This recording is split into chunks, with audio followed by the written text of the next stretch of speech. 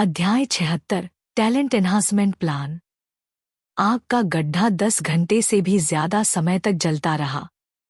जब सूरज ढलने लगा तो फैंग हेंग ने आखिरी बैरल पेट्रोल आग के गड्ढे में फेंक दिया। उसने सिर उठाया। जमीन के छेद के आसपास अभी भी कई ज़ोंबी जमा हो रहे थे और एक के बाद एक आग के गड्ढे में गिर रहे थे। आग अब धीरे धीरे बुझने लगी थी। इस लड़ाई के बाद फैंग हेंग ने होप टाउन के कम से कम 3/4 ज़ोंबी मार डाले थे। फैंग हेंग ने अपनी कमाई का हिसाब लगाया। एक दिन के समय में उसने कुल 11,000 सर्वाइवल पॉइंट्स कमाए थे। अब होप टाउन को जल्दी छोड़ने के बारे में सोचने का समय आ गया था। अगर वह यहाँ और रुका तो ज़ोंबी मारने की कार्यक्षमता बहुत कम हो जाएगी। इसके अलावा होप टाउन में ज़ोंबी की संख्या में भारी कमी आने के साथ शहर के बाहर के छोटे प्लेयर टीम्स और फेडरेशन के प्लेयर्स धीरे धीरे शहर में सामग्री की तलाश में आने लगेंगे। उस समय उसके ज़ोंबी क्लोन्स प्लेयर्स से मिलेंगे और आसानी से मुसीबत में फंस सकते हैं। फैंग हेंग को लगा कि इस लालच की लहर काफी हो चुकी है और शहर में अब ज्यादा मुनाफा नहीं बचा है। जल्दी से वापस लौटना बेहतर होगा। इसके अलावा फैंग हेंग को जेल शेल्टर की स्थिति की भी थोड़ी चिंता थी। जेल छोड़ने से पहले फैंग हेंग ने लियाओ बुफान से Dawn gaming company, prisoner snake और उसके गैंग पर नजदीकी नजर रखने को कहा था। अगर उन्होंने कोई हरकत की तो जिमी तुरंत असली दुनिया में उससे संपर्क करेगा। जिमी ने अभी तक उससे संपर्क नहीं किया था, जिसका मतलब था कि जेल शेल्टर फिलहाल सुरक्षित था। चलो पहले फेडरेशन चलते हैं। बड़ा ट्रक लेकर आते हैं। फैंग हेंग ने हाथ उठाया। जमीन के गड्ढे में जमा हुए इवोल्यूशन क्रिस्टल की मोटी परत लाल रोशनी में बदल गई और फैंग हेंग की हथेली में समा गई। संकेत, आपने evolution crystal fragment 9017 complete evolution crystal 56 प्राप्त किए। बुरा नहीं।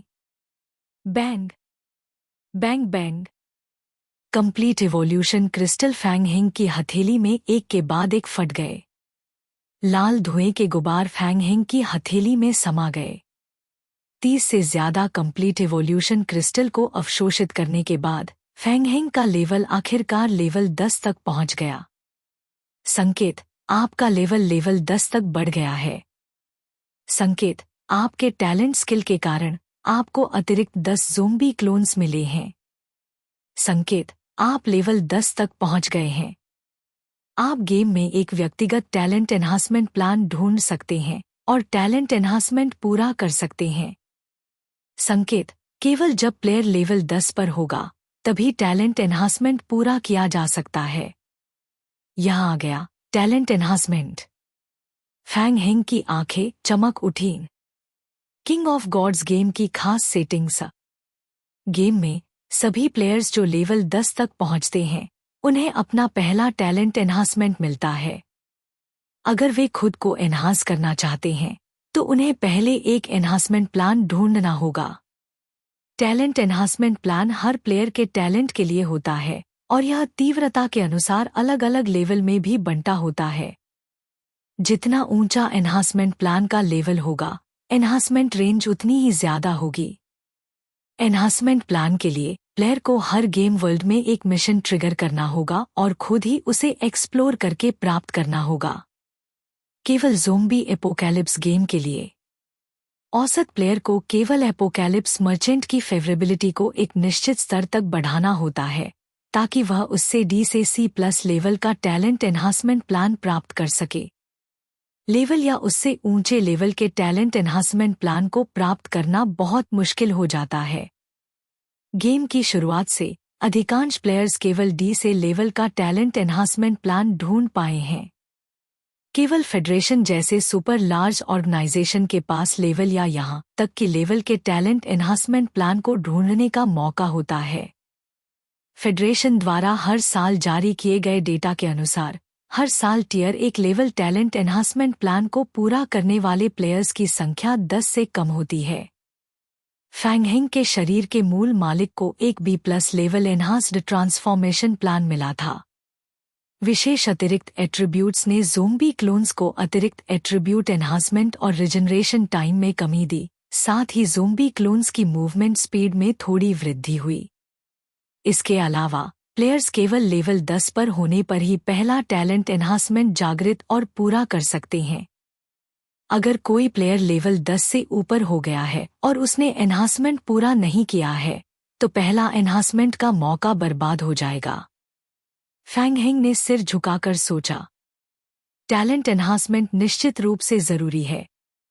लेवल अप करने का मामला धीमा किया जा सकता है। आखिरकार एक और लेवल अप करने से केवल 11 और ज़ोंबी क्लोन्स मिलेंगे। इससे कोई गुणात्मक परिवर्तन नहीं आएगा। समस्या यह थी कि एनहांसमेंट प्लान कहां से ढूंढा जाए।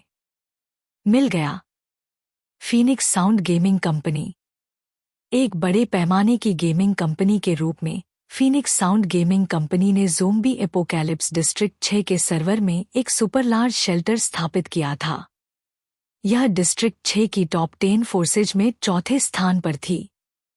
शरीर के मूल मालिक ने एक बार इंटरनेट पर एक रिपोर्ट पाई थी। फीनिक्स साउंड गेमिंग कंपनी ने 8 साल के भीतर 2 लेवल टैलेंट एनहांसमेंट प्रोजेक्ट्स पूरे किए थे। इसका मतलब था कि फीनिक्स साउंड गेमिंग कंपनी के पास लेवल टैलेंट एनहांसमेंट प्रोजेक्ट्स की जानकारी होनी चाहिए। लगता है कि मुझे कंपनी के अंदर से ही कोई रास्ता ढूंढना होगा कि कैसे प्रोजेक्ट्स हासिल किए जाएं। फैंग हेंग ने खुद से बुदबुदाया। इसके अलावा डार्क नाइट्स भी थे। Dark knights zombie apocalypse world की मुख्य कहानी का हिस्सा थे। वे भी गेम की सबसे रहस्यमय और टॉप टियर एनपीसी फोर्सेज में से एक थे। निश्चित रूप से उनके पास एक टॉप टियर टैलेंट एनहांसमेंट और ट्रांसफॉर्मेशन प्लान होगा। वायर्स मिशन के रिवॉर्ड्स उसे डार्क नाइट्स में शामिल होने के लिए काफी होने चाहिए। यह सब इस बात पर निर्भर करता है कि क्या वह उनसे एनहांसमेंट प्लान हासिल कर सकता है। अगर मैं एक साथ दोनों तरफ से शुरुआत करूं, तो मुझे हमेशा एक टैलेंट एनहांसमेंट प्लान मिल जाएगा। फैंग हेंग ने खुद से बुदबुदाते हुए सीवर छोड़ दिया। वैसे भी वह पहले फेडरेशन वापस जाकर एक बड़ा ट्रांसपोर्ट व्हीकल लेगा और फिर जेल लौटेगा। मैं बहुत थक गया हूं। सच में अच्छी नींद लेना चाहता हूं। पिछली रात भर वह व्यस्त रहा था और आज वह ऑटोमेटिक ज़ोंबी पिट में पूरे दिन मॉन्स्टर्स को मारते हुए उत्साहित था। फैंग हेंग ने पूरे समय सोया नहीं था। वह केवल खुद को एक कप कॉफी पिलाकर ही अब तक टिका हुआ था। अब जब कॉफी का असर खत्म हो गया था, तो नींद के नकारात्मक प्रभाव दिखने लगे। जल्द ही फैंग हेंग ने होप टाउन सीवर छोड़ दिया। वह जम्हाई लेता हुआ फेडरेशन वेयरहाउस गया और एलेक्स को मारने के वीडियो रिकॉर्डिंग का एक हिस्सा महिला फेडरेशन अधिकारी को सौंप दिया। फेडरेशन की मदद करने के लिए धन्यवाद। हम एलेक्स पर जांच करेंगे और आपकी वीडियो रिकॉर्डिंग को सत्यापित करेंगे। इस मिशन के प्रभारी अधिकारी ली वेयू आपके ऑपरेशन से बहुत संतुष्ट हैं। उन्होंने मंजूरी दे दी है कि हम इस मिशन के रिवॉर्ड्स को अग्रिम रूप से दे सकते हैं। अगर भविष्य में कोई समस्या होगी, तो हम सीधे फीनिक्स साउंड गेमिंग कंपनी से संपर्क करेंगे। फैंग हेंग को उस फेडरेशन मिलिट्री अधिकारी की याद आई, जिसे उसने कुछ समय पहले देखा था। वह व्यक्ति हमेशा गंभीर रहता था। किसने सोचा था कि वह एक अच्छा इंसान होगा? वास्तव में फेडरेशन ने हमेशा आम लोगों के प्रति नरम दिल वाली नीति अपनाई है, खासकर फैंग हेंग जैसे प्रतिभाशाली प्लेयर्स के लिए। फेडरेशन ने हमेशा भर्ती करने के लिए नरम रुख अपनाया है।